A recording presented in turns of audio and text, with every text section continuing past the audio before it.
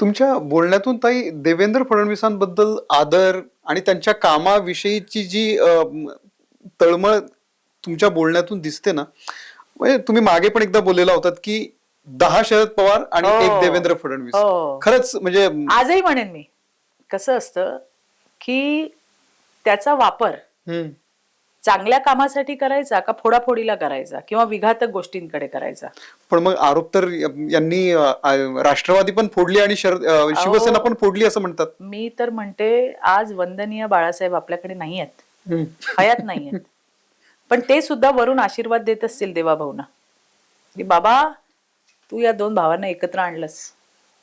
आणि तुम्हाला मी खरं सांगते की मी त्यांच्यासोबत काम करते, फार जबाबदारीने मी तुम्हाला सांगते. दोघा भावांना एकत्र आणलं नाही आणलं का? कुणी आणलं?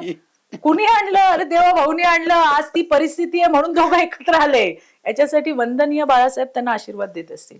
आणि मी तुम्हाला खूप जबाबदारीने सांगते की मी त्यांच्यासोबत काम करते म्हणून नाही.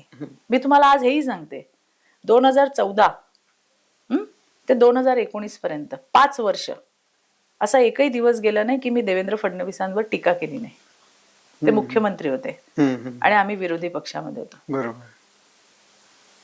5 वर्ष रोज टीका केली. बघा तुम्ही माझे ट्विट बघा. त्यांच्यावर म्हणजे वैयक्तिक नव्हे, कामासाठी, त्यांच्या पॉलिसीवर त्यांनी काय केलं असेल त्याच्यावरती. पण आज तीच चित्रा वाघ हे सगळं बोलतीये. का बोलतीये? मी आज नाही बोलत आहे, मला आमदार केले म्हणून नाही बोलत आहे. मी डिफरन्स बघितलाय, मी नेत्यांमधला डिफरन्स बघितलाय. कार्यकर्त्यांना वापरून घेणं नाही. असं एक सारखं म्हटलं जातं बघा राजकारणात, अरे तुम्ही लढा, आम्ही हम तुम्हारे साथ है. हे साथ नाही आहेत, हे कार्यकर्त्यासोबत घट्ट हात धरून उभे आहेत. हे देवेंद्र फडणवीस आहेत.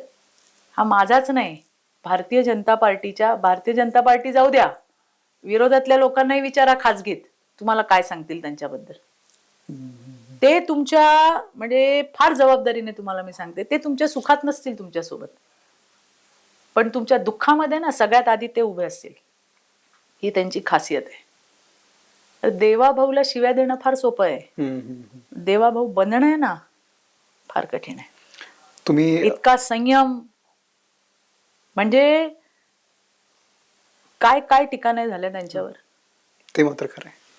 किती खालचे वार झाले. ते त्यांच्या मिसेस, त्यांची मुलगी, त्यांचा परिवार, त्यांची आई, म्हणजे कुणालाच सोडलं नाही, पण त्यांनी संयम नाही ढळू दिला. असा संयमी फक्त देवच असू शकतो, ते आमचे देवाभाऊ आहेत.